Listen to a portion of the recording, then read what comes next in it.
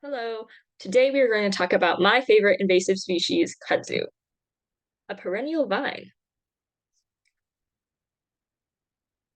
Kudzu, the ultimate invasive species. Kudzu grows and grows and grows and grows. What happens to the other plants?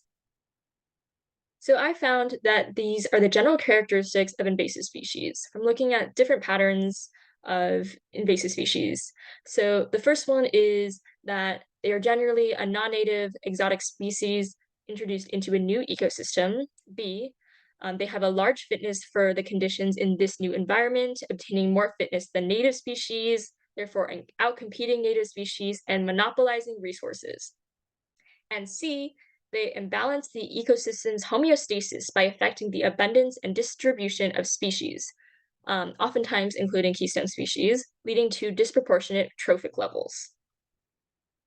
So let's connect this to kudzu.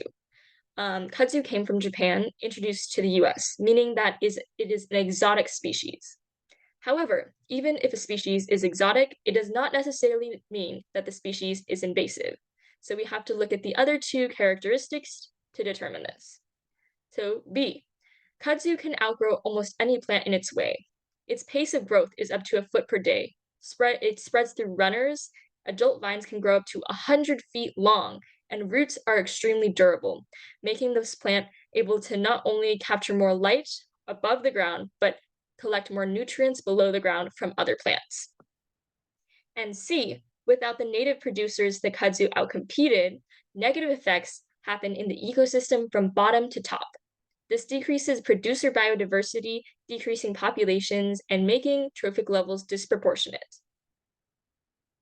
And kudzu has also become a symbol of fear in people in um, the deep south in the US because this is the region where kudzu is generally found, as you can see by these clips.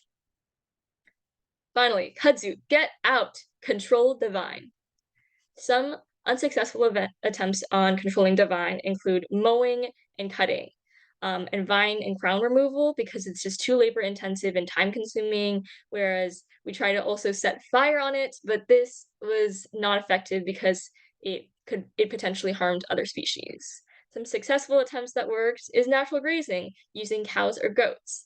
It weakens the plant and then it can be eventually controlled, which is great because goats and cows are also cute, so a win-win.